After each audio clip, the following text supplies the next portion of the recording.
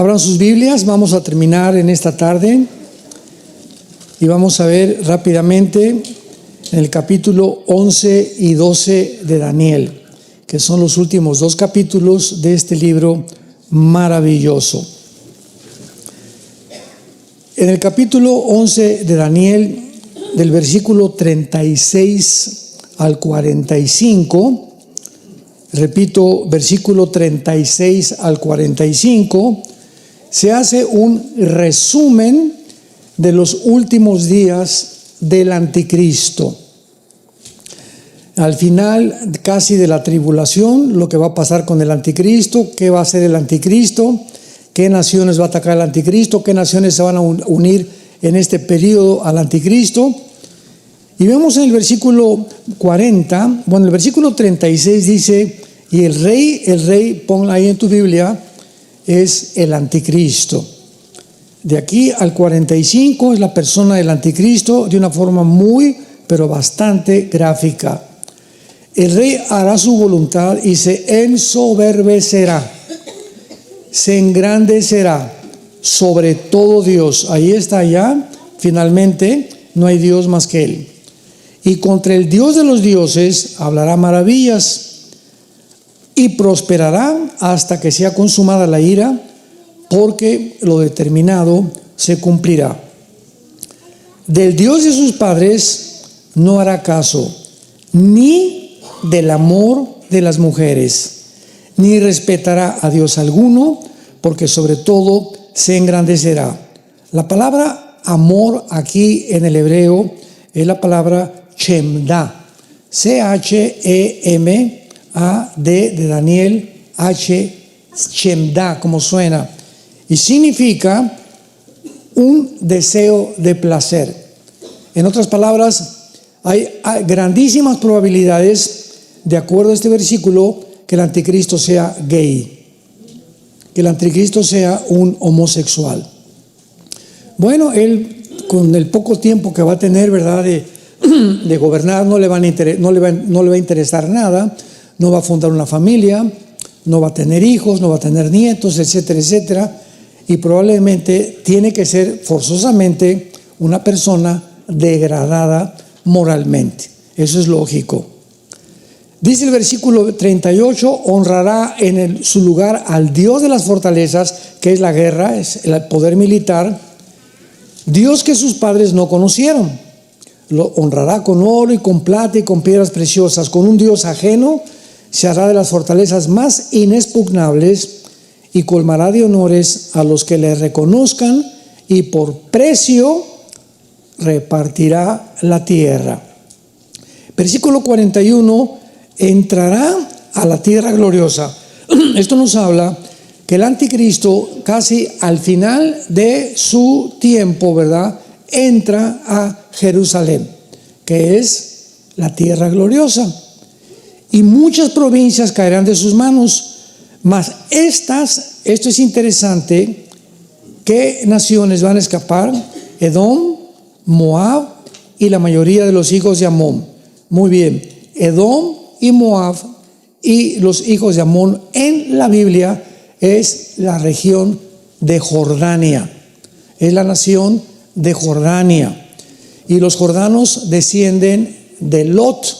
¿Se acuerdan cuando Lot, vamos a ver más adelante, huyó de Sodoma y Gomorra antes de que fuera destruida?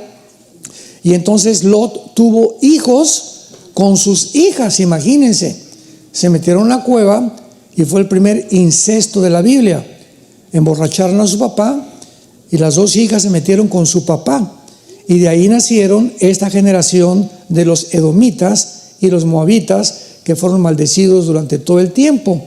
Así que esta región de Jordania, actualmente el rey de Jordania, supuestamente que tiene un afecto por Israel, pero bíblicamente el rey de Jordania va a traicionar a Israel. Entonces vemos que el anticristo va a atacarlos, tal vez porque se echen para atrás, pero de alguna manera se va a ir contra la nación de Jordania, por lo que Jordania no formará parte del gobierno del anticristo. Esto es absolutamente seguro. Extenderá su mano contra las tierras y no escapará el país de Egipto. ¿Se acuerdan de Daniel 7? Que vimos que cuando se junten las 10 naciones o los 10 cuernos o los 10 dedos de la estatua de Nabucodonosor, va a derribar, ¿se acuerdan? Va a derribar a 3. Y entre estas naciones, una de ellas será Egipto. Y derribará a Egipto, y los de Libia y de Etiopía le seguirán. Qué interesante que Libia y Etiopía se encuentran en la invasión de Gog y Magog en el capítulo 38 de Ezequiel. Libia y Etiopía aparecen con el nombre de Cus y de Fut, que en el capítulo 10 del Génesis descienden de Cam, que fue el hijo maldecido de Noé. Entonces vemos que estas naciones que forman parte del norte de África, ahorita Etiopía, está junto al Mar Rojo. Y precisamente de Etiopía está Sudán, que también va a pertenecer al anticristo. Y los Hutis o los Hutis, que es un grupo terrorista de Yemen, en la península arábica, están controlando el Mar Rojo y bombardeando a Israel. Si cierran el Mar Rojo y si cierran el Golfo Pérsico junto a Irán, viene el caos del petróleo en el mundo, que es lo que muy pronto va a suceder. Entonces, todas estas regiones geográficas tienen conexión con lo que está pasando actualmente geográficamente.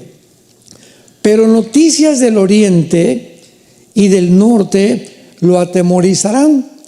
Y en Apocalipsis 16 dice la Biblia, versículo 12 en adelante, y será abierto el río Éufrates para que pasen los reyes del oriente a la tercera guerra mundial, que ahí aparece con el nombre del Armagedón.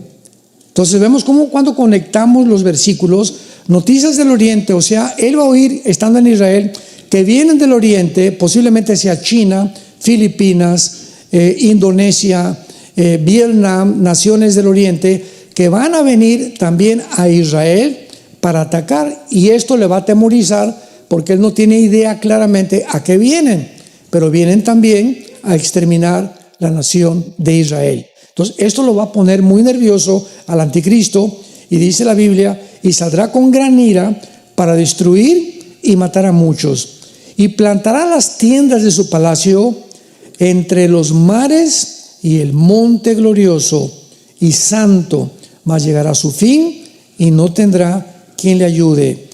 O sea, las tiendas, los cuarteles generales del anticristo estarán entre Jerusalén y el mar Mediterráneo, posiblemente en Gaza.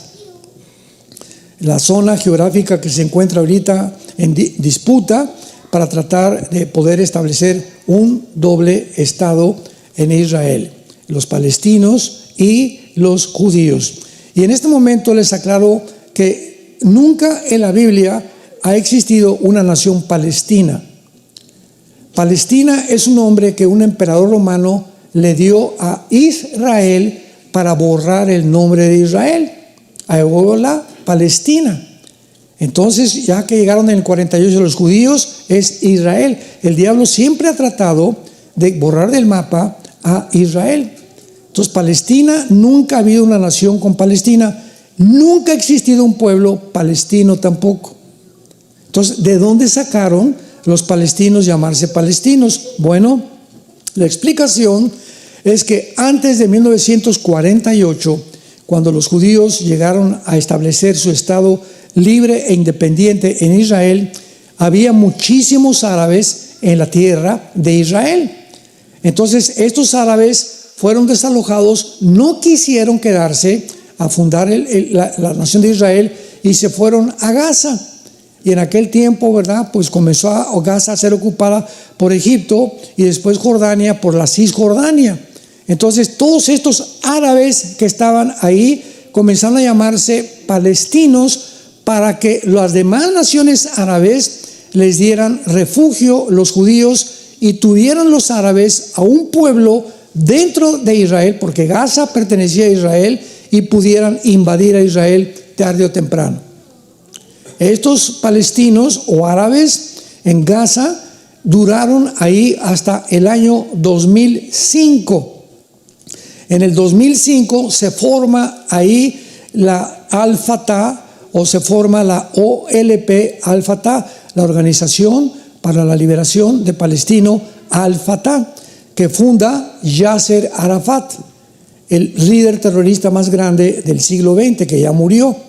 Y entonces, cuando se forma en el 2005, los judíos habían colonizado ya casi toda Gaza, pues les mandan que salgan completamente de Gaza para que los palestinos se queden a gobernar Gaza. Y los judíos les dejaron gimnasios, les dejaron hospitales, les dejaron escuelas, les dejaron campos de fútbol y de diferentes cosas. Y cuando salieron los judíos para dejarles la tierra a ellos, quemaron las escuelas, quemaron los hospitales, quemaron los gimnasios, porque dijeron: no queremos que nada huela a judío. A pesar de que les dieron la tierra, Israel en el 2008 les permite que entren los árabes palestinos de Gaza a Israel a trabajar. Imagínense, les da trabajo a ellos, les permite que poder entrar al ejército, les permiten que podían tener todo menos votar, y les permiten que pudieran tener casas y trabajar dentro de Israel. Y son todos estos árabes palestinos los que entraron a Israel desde el 2007-2008, los que hicieron la matanza del 7 de octubre. Porque estaban espiando cuando los soldados entraban, cuando salían, y agarraron a Israel en un sábado que estaban celebrando la fiesta de Hanukkah, una fiesta sagrada para Israel, y mataron a más de 1,250 civiles. Se llevaron de rehenes a 250 bebés. Nunca en la historia está prohibido por el Instituto de Criminología de la Guerra llevar rehenes, tomar rehenes niños. Pues se llevaron bebés de 8 meses de nacidos de rehenes. Se llevaron niños de 1 año, niños de 5 o 6 años, jóvenes, adultos y hombres de la tercera y de la cuarta edad. De rehenes a Gaza, a los túneles, donde a todas las mujeres las violaron, a los niños bebés los metían en hornos microondas y los quemaban vivos enfrente de los papás. Toda esta masacre, esto fue un verdadero genocidio. Después el mundo responde al revés, y en lugar de que el mundo, por favor, liberen a los rehenes, no, liberen Gaza y liberen a Palestina. Cuando los mismos ciudadanos palestinos están queriendo ser librados de Hamás, el grupo terrorista. Entonces el pueblo palestino está sufriendo como el pueblo de Venezuela del gobierno, como el pueblo de México del gobierno, como el pueblo de Cuba del gobierno. Los palestinos están sufriendo del gobierno que lo tomó Gaza, un grupo de terroristas, los que se llama Hamás. Y andan con sus banderas desde el río hasta el mar: liberen a Palestina, libérenlos de Hamás, por el amor de Dios.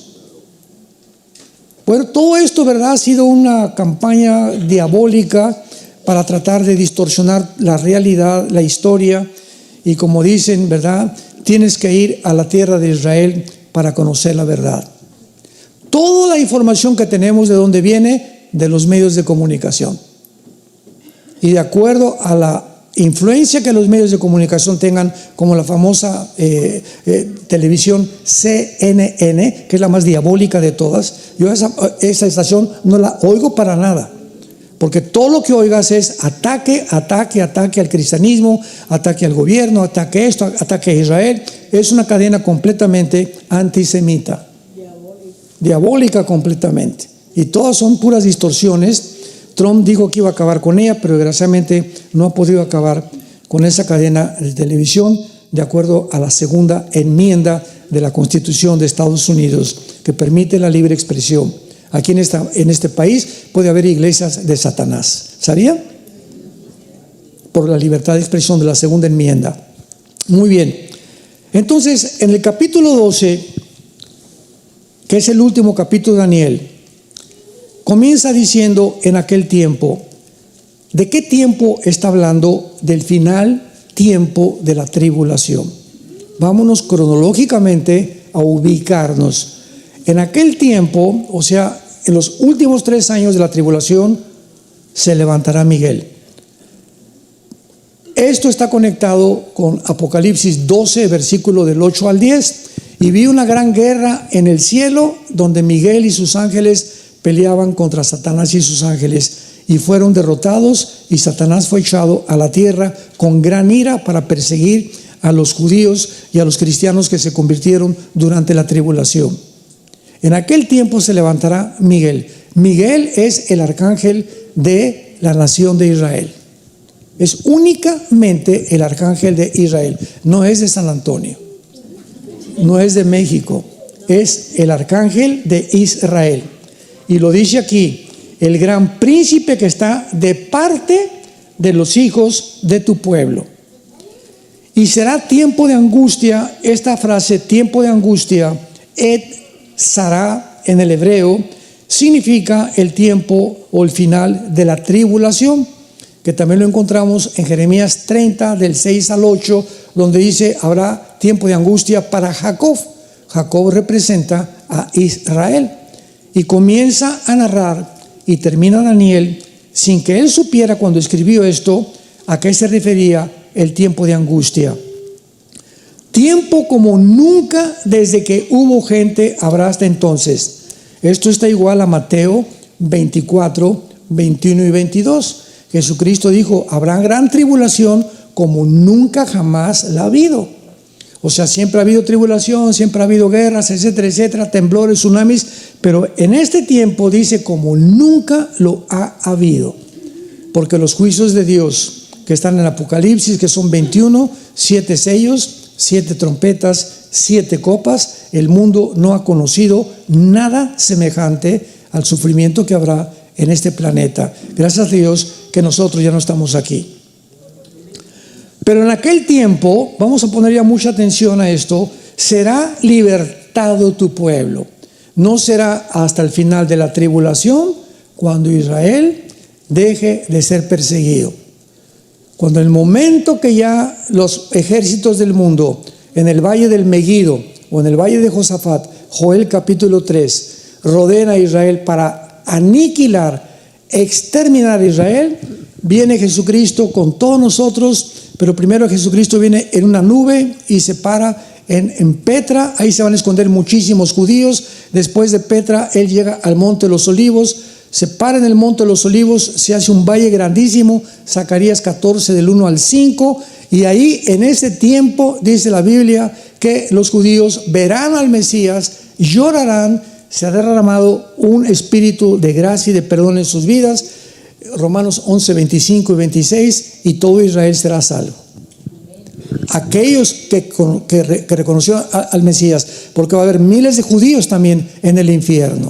O sea, no todos los judíos van a ser salvados, solo aquellos que le entregaron su vida al Mesías. Dice: todos los que se hallen escritos en el libro. Muy bien. Y muchos de los que duermen en el polvo de la tierra serán despertados.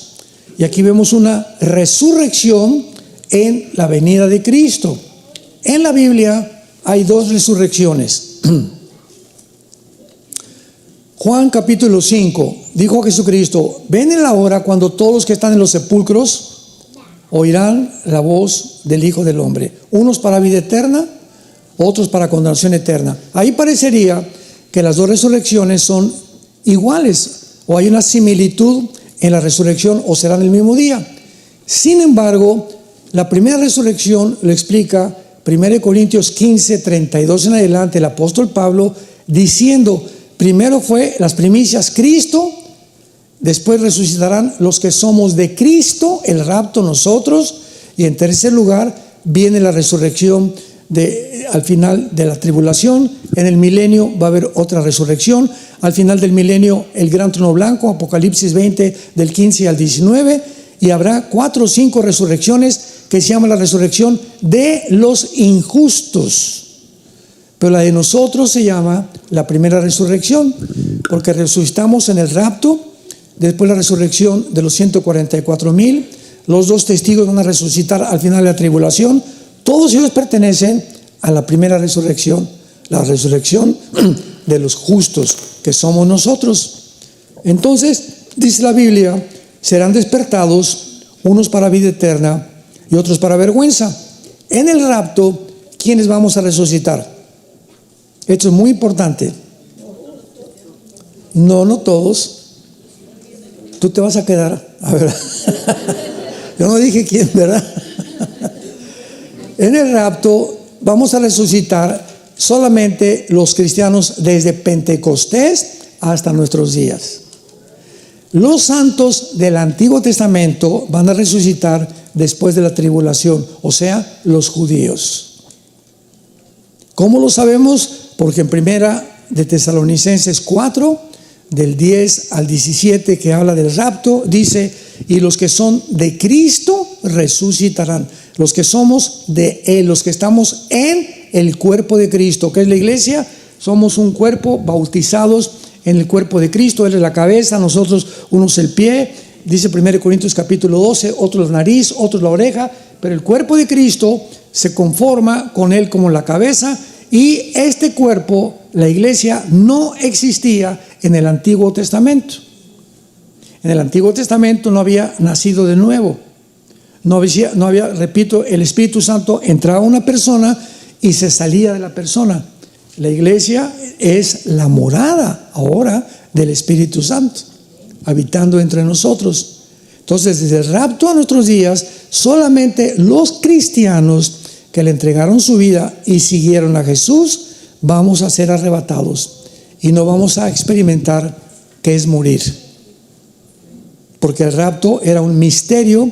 1 Corintios 15, 52, 53. Y aquí os digo un misterio, dice Pablo: muchos que estamos dormidos no vamos a dormir, no vamos a morir. ¿Qué es el rapto? Una generación de seres humanos que no vamos a atravesar la muerte. De repente, ahorita saliendo, mañana, no sé, un mes, un año, miles de personas desaparecieron del mundo. Pilotos que van a chocar porque los aviones, el piloto era cristiano y se chocó el avión. Congestionamiento en las carreteras de tránsito, los hospitales vacíos de bebés, porque todos los bebés y todos los niños menores, ¿verdad?, de 5, 6, 7 años desaparecerán. Jesús dijo: el reino de los cielos, dejar que los niños se acerquen a mí. Los niños le pertenecen a Dios, son los que se van a ir con nosotros. Va a haber una confusión impresionante en el mundo y van a tener que contestar: se los llevaron los ovnis. Va a ser la respuesta de los científicos a la desaparición de millones de personas en el mundo. Versículo 3: y los entendidos, sakal en el hebreo, sakal es la palabra entendidos, que significa los que están, escuchen esto, los que están conscientes de la realidad. O sea, todo el mundo vive una fantasía. Platicábamos del Foro Económico Mundial, que son los mejores genetistas, políticos, diplomáticos, politólogos, ex embajadores, presidentes, creyendo que van a crear una raza superior. Viven, ¿verdad?, completamente peor que marihuanos. Yo siempre les digo, son marihuanadas. No viven la realidad. ¿Quién es la única persona? Porque hay personas que viven, son muy, muy positivas, otros que son muy, muy negativas, y el cristiano no es ni muy positivo ni muy negativo. El cristiano vive en medio. El balance es el estado perfecto del ser humano, y este balance, estar en medio, ni para acá ni para allá, sino en medio, es la única forma que se logra teniendo a Cristo como tu Salvador. Y somos los que debemos de vivir la realidad. Somos los que estamos conscientes de lo que está pasando en el mundo.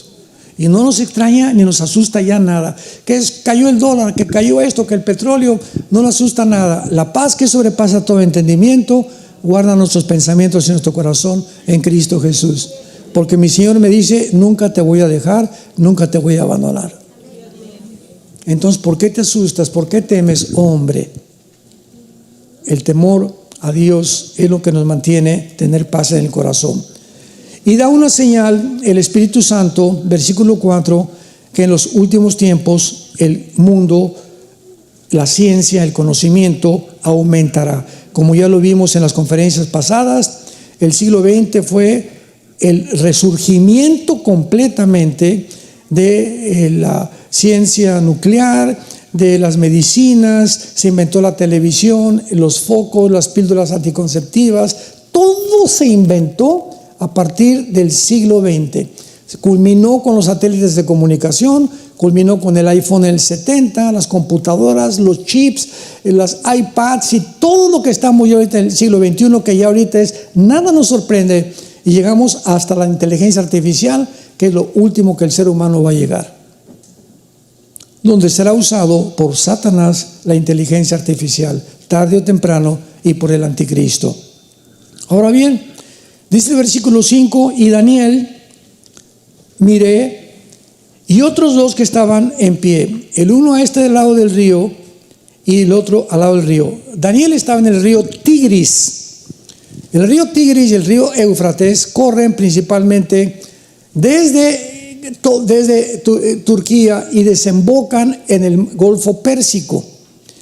Son casi 2000 kilómetros lo que tiene el río, y Daniel se encontraba ahí en Medio Oriente, en el río Tigris, y dice Daniel que entonces vio un ángel en el río, uno de este lado de la orilla del río y otro lado del otro lado del río, y de repente vio a uno flotando sobre las aguas, a un tercer ángel parado, versículo 6, varón vestido de lino, que estaba sobre las aguas del río, y le preguntó a Daniel, ¿cuándo será el fin de estas maravillas? O sea, ¿hasta cuándo terminará la persecución contra nosotros?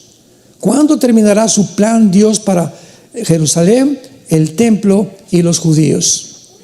Y el varón vestido de lino, que estaba sobre las aguas del río, alzó su diestra y su siniestra al cielo. Hizo esto, su diestra y su siniestra. Nunca en el Antiguo Testamento una persona para jurar levantaba las dos manos, siempre levantaban una mano.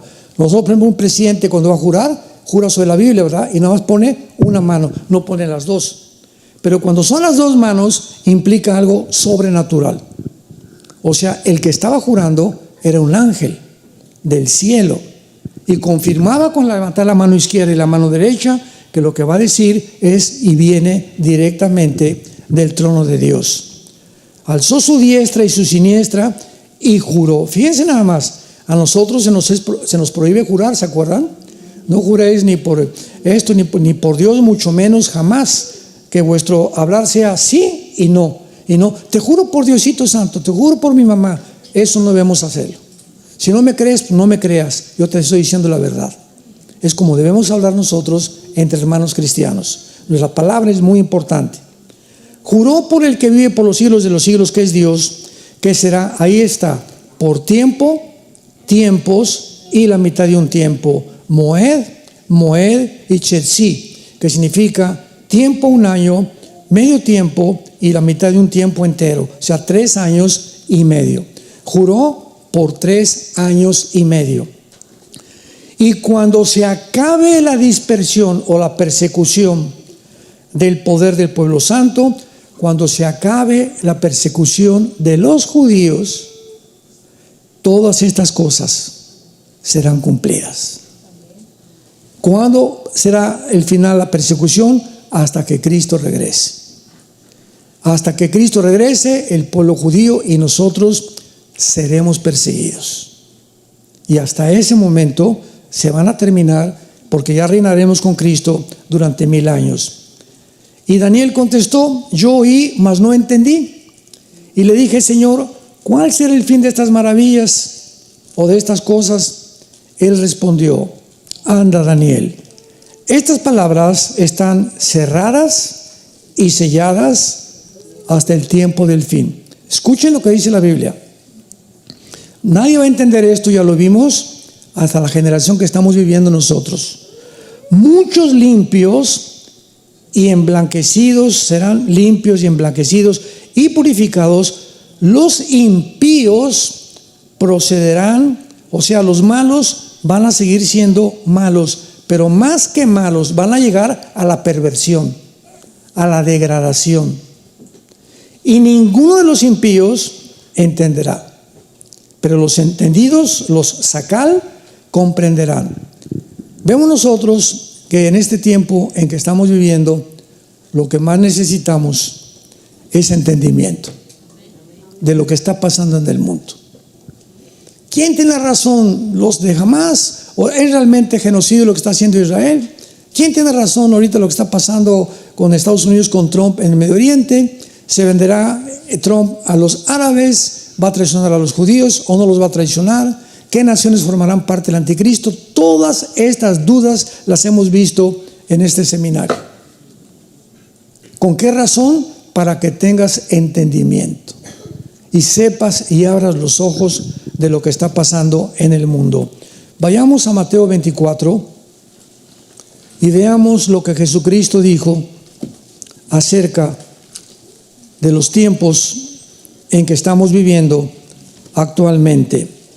Dice Mateo 24, versículo 36 en adelante, es Jesús hablando, mas del día y la hora nadie la sabe. Del 36 al 51 es el rapto de la iglesia. Todo esto que vamos a leer ahorita es el rapto de la iglesia. El día y la hora, ¿de quién está hablando? Del rapto. No está hablando de la segunda venida, porque la segunda venida viene con fenómenos cósmicos. Se va a oscurecer el sol. Los que estén en la tribulación, cuando el anticristo entre a ofrecer la abominación desoladora, los cristianos cuando vean esto o lo oigan, van a saber y van a comenzar a contar los días hasta los 3 años y medio, y sabrán cuándo viene Jesucristo. En aquella época, nosotros cuando dice el día y la hora, se refiere, ni aun los ángeles, se refiere al rapto de la iglesia, no a la segunda venida de Cristo. Mas como en los días de Noé, así será la venida del Hijo del Hombre. Como en los días antes del diluvio estaban comiendo, bebiendo, casándose y dándose en casamiento, hasta el día que Noé entró en el arca, y no entendieron. No ginosco. Esta palabra en el griego, ginosco, es un conocimiento por experiencia. No les bastó la prédica de Noé, no les bastó ir a la iglesia los domingos, no les bastó ir a los estudios, no les bastó el ver que el mundo se estaba derrumbando alrededor. Los sistemas filosóficos, los sistemas de gobierno, los sistemas económicos, todo se está derrumbando actualmente en el mundo. Ya nadie sabe qué es verdad, qué es mentira, qué es realmente, y si hay una verdad absoluta, porque no entendieron, por no tener entendimiento. Y así pasó en los tiempos de Noé. No entendieron hasta que vino el diluvio y se los llevó a todos. Y dice el versículo 40, entonces estarán 2 en el campo, el uno será tomado y el otro dejado.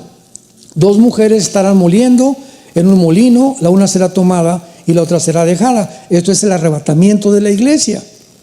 Unos dicen que los que se van a ser tomados van a ser los malos y que se van a quedar los buenos. Esto es ridículo, absolutamente.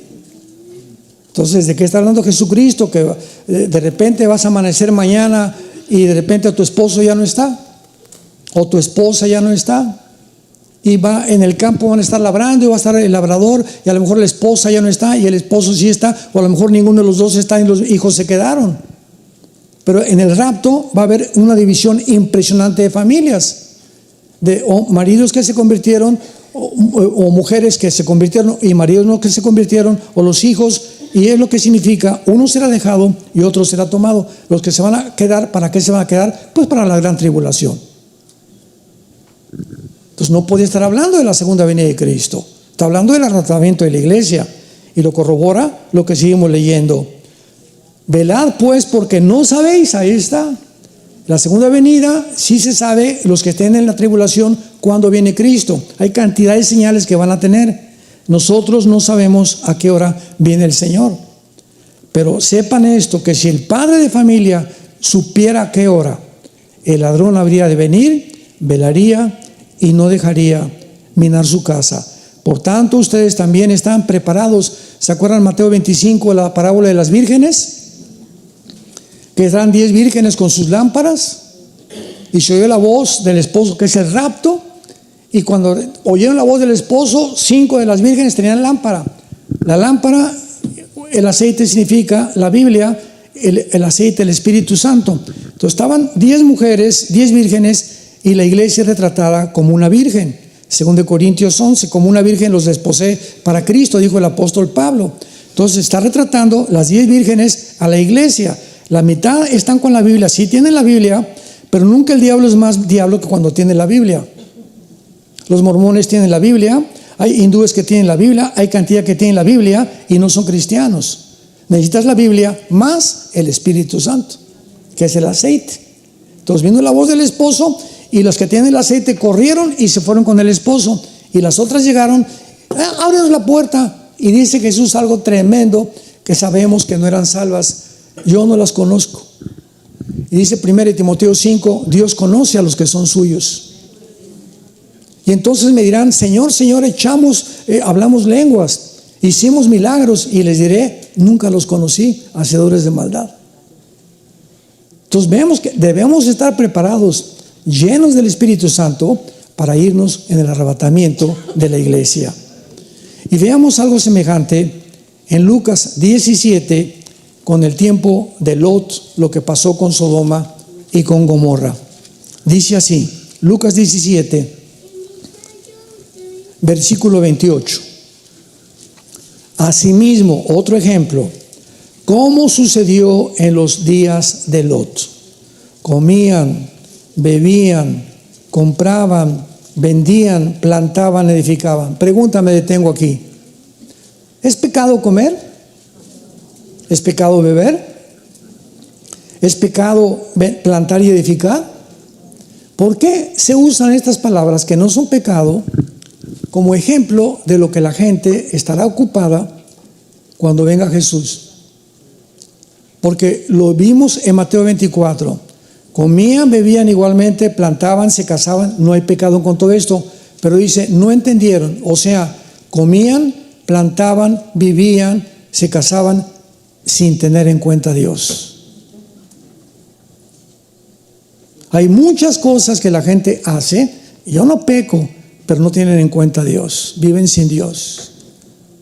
Son peor que los ateos. Entonces, no implica muchas veces el ser muy malo para que tú te puedas condenar. Porque hay personas, ¿verdad?, que no creen en Cristo, o perdón, al revés. Hay personas que dicen que creen en Cristo, pero viven como ateos. Su Biblia la leen solamente el domingo o una vez a la semana. Nunca oyen conferencias, nunca tienen estudios bíblicos. Viven como ateos. Y dicen que conocen a Dios. Si conoces a Jesús, lo sigues. Y no puedes seguirlo sin la palabra de Dios. Versículo 29. Mas el día que salió Lot de Sodoma, llovió del cielo fuego y azufre y los destruyó a todos. Así será el día en que el Hijo del Hombre se manifieste. En aquel día, vean la repetición, el día, el día, el día. En aquel día, el que esté en la azotea y sus bienes en casa, no descienda a tomarlos. El que esté en el campo, no vuelva atrás. Acuérdense de la mujer de Lot. ¿Se acuerdan qué le pasó a la mujer de Lot? Génesis capítulo 19. Llegó el ángel a Sodoma. Desde los niños, jóvenes y adultos eran homosexuales. Habían ya pervertido a los infantes, los sodomitas. Y cuando llegaron los ángeles para sacar a Lot, le dijeron, vámonos porque Dios va a destruir estas ciudades. Entonces fue Lot con sus parientes, vámonos, y nadie le hizo caso a Lot. Había perdido su testimonio tan grave, Lot, que ni su familia creía en él. Y cuando ya iban saliendo de Sodoma, venía la esposa y las dos hijas y les dijo al ángel, no volteen atrás. Todo esto tiene una teología espiritual, no volteen atrás. Pues ahí van corriendo, saliendo de la ciudad, y la esposa de Lot hace esto. Y cuando voltea para atrás, se convierte en una estatua de sal. ¿Se acuerdan qué significa la sal? En Mateo capítulo 5, ustedes son la sal del mundo. La sal es la que preserva la comida, la que evita que la carne se eche a perder rápidamente. Entonces, mientras el cristiano mantiene su testimonio, estamos salando al mundo. Somos los únicos que le damos sabor a la gente. Los que podemos darle sabor para vivir a la gente. Y cuando una persona como la esposa de Lot voltea para atrás, ¿qué significa? que el corazón de la esposa nunca estuvo en Dios. Ella volteó y quería ver dónde estaba su mundo, su salón de belleza, etcétera, etcétera, sus vestidos, su dinero, todo aquello, porque su corazón estaba en el mundo. Realmente hay cantidad de mujeres y de hombres que no están esperando con ansias. Muchos dicen: ay, pero yo quisiera que venga dentro de 10 años porque quiero comprar un coche y me falta comprar una casa y quiero ver a mis hijos, a mis nietos crecer. Por el amor de Dios, hermanita, hermanito, ya crezcamos, ya seamos maduros. Cuando vamos con Cristo, tus nietos van a estar mejor, vamos a tener mejores cosas. Si tu corazón está en este mundo y tus ojos están en este mundo y en las cosas del mundo, es porque no amas a Dios. El que ama al mundo no ama a Dios. Almas adúlteras, ustedes aman más a Dios, al mundo que a Dios. Dice Santiago, 1 de Juan capítulo 2. Y si tenemos ese concepto de la vida, dice, acuérdense la mujer de Lot. O sea que cuando venga Jesucristo, va a haber muchos cristianos con su corazón y su mirada en el mundo. Se van a quedar. La esposa de Lot no salió, ahí se quedó congelada, como una estatua de sal, como un ejemplo para antes de que venga Jesucristo. Ahora, si la Biblia está comparando dos épocas, que es la de Noé y la de Lot, es interesante que vayamos al capítulo 6 del Génesis y podamos entender ya con más profundidad por qué Dios compara la época de Noé y por qué comparó la época de Lot. En la época de Noé, antes del diluvio, los ángeles caídos, de acuerdo al libro de Enoc, bajaron al monte Hermón, que es la frontera entre Siria e Israel, y atacaron a las mujeres, hijas de los hombres, y de alguna manera alteraron la genética humana. Es el primer intento del transhumanismo en el capítulo 6 del Génesis. Y de esta mezcla, ángeles, mujeres humanas, procrearon gigantes de 4 o 5 metros de altura, llamados los Nefilim, que lo dice el versículo 4 de Génesis 6. Había gigantes en la tierra después que se llegaron, o sea, después que se mezclaron los hijos de Dios a las hijas de los hombres y les engendraron hijos. Y la palabra gigantes es la palabra hebrea Nepilim, con H intermedia, que significa los caídos. Viene la raíz napal, que significa caerse. ¿Quiénes son los caídos? Los ángeles caídos que cayeron con Lucifer. Bueno, produjeron gigantes con 12 dedos en las manos y 12 dedos en los pies. Y estos gigantes pervirtieron completamente al ser humano, le dieron al ser humano conocimientos de cómo construir las torres de Giza, las torres de Machu Picchu en Perú, a los mayas cómo pudieron ellos hacer el calendario de 365 días sin telescopio, sin computadora. O sea, hay vestigios en el mundo de que una civilización antes que nosotros estuvo en este mundo y dejaron su huella. Y esta civilización que estuvo antes de nosotros, le llaman en Discovery Channel, en el National Geographic, le llaman los extraterrestres. Que de alguna forma fueron extraterrestres, pero son los ángeles caídos que habitaron el mundo durante 1000 años antes del diluvio. Pero vean ustedes las características en el versículo 6 de esta generación. Génesis 6:5. Vio Jehová que la maldad de los hombres era mucha en la tierra, y que todo designio de los pensamientos del corazón de ellos era de continuo hacia el mal. Versículo 11 y 12. Y se corrompió la tierra. Esta palabra corromper es la palabra hebrea sachat, sachat con S de Samuel y CH, sachat, sachat se pronuncia, que significa corrupción moral. Moralmente, la raza humana estaba como en el tiempo del siglo XXI, sobre todo con la administración pasada en Estados Unidos de los demócratas que propagaron el movimiento LGTB, que a los niños se les enseñara la ideología de género en las escuelas desde los 5 años de edad, que se autorizaran todas las clínicas de aborto en Estados Unidos. Nunca la degradación moral en este país había llegado como la administración pasada. Se corrompió la tierra y estaba la tierra llena de Hamás. De Hamás. ¿Qué significa la palabra Hamás? El nombre del grupo terrorista de Gaza significa violencia. Qué interesante. Y estaba la tierra llena de violencia. Es la palabra Hamás en el hebreo. Y Dios miró la tierra y estaba corrompida porque toda carne había corrompido su camino sobre la tierra.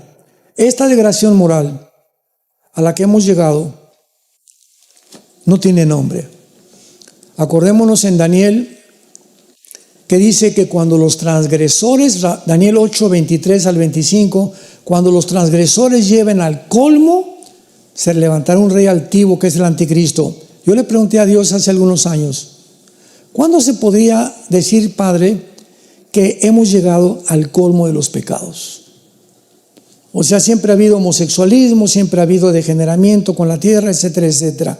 ¿Cuándo se puede decir que ya llegamos a derramar la gota del vaso de agua, en la que tú dices, voy a tener que intervenir, como lo hiciste en el diluvio y como lo hiciste en Sodoma y Gomorra? Les voy a decir cuándo. Cuando desde el año pasado comenzaron a planear que se va a consumar en el siglo 20, en el año que sigue, 2026, autorizar y legalizar la pedofilia. Ahí ya no tiene nombre como seres humanos lo que quieren hacer, legalizar las relaciones sexuales con niños menores de edad. Que ya puedes violar a un niño de 5 o 6 años y no te vas a la cárcel. O que se pueden casar un hombre de 25 años con una niña de 10 años de edad, que en algunos países ya lo están haciendo. ¿Saben quién lo va a legalizar? Las Naciones Unidas. El año que entra quieren legalizar la pedofilia. Se propuso durante la administración, primero de Obama y después pasada con el presidente Biden, no se llevó a cabo, la detuvo el presidente Trump y vuelven otra vez a querer legislar las Naciones Unidas, legalizar la pedofilia en el mundo. Jesús dijo, el que se meta con un niño, más vale que se amarre una piedra en el cuello y que se eche al río. No hay mayor crimen para Dios que adoctrinar, pervertir, echarle a perder a un niño su vida sexual, su mente, porque son traumas que son años para que él pueda recuperarse y recuperar la salud mental, que hacer esto con un niño no tiene perdón de Dios. Ya no se puede llegar a más profundidad de pecado y de degradación moral. Y rápidamente, antes de terminar, Isaías 27 nos lo dice claramente. Rápidamente, para terminar, en Isaías 24, encontramos estas palabras que describen el final de la humanidad. Lean en su casa todo Isaías 24. Describe la caída de la humanidad. Pero vean las 3 razones por las cuales el mundo va a ser maldecido para que suceda lo que va a suceder. Dice versículo 4 al 6, Isaías 24, versículo 4, se destruyó, cayó la tierra, enfermó, o sea, están enfermos ya, cayó el mundo. Enfermaron los altos pueblos de la tierra y la tierra se contaminó bajo sus moradores. Número 1, porque traspasaron las leyes. Número 2, falsearon el derecho. Y número 3, quebrantaron el pacto sempiterno. Por esta causa, la maldición consumió la tierra. La tercera cosa, quebrantaron el pacto eterno, es el pacto del matrimonio. Es el pacto de la familia. Lo primero que Dios instituyó fue el matrimonio con Adán y Eva. El matrimonio es la institución más santa, más sagrada que existe en la Biblia, el matrimonio. Porque es el matrimonio donde se producen la familia, un hombre, una mujer, los niños y la descendencia y los nietos o bisnietos, tercera y cuarta generación.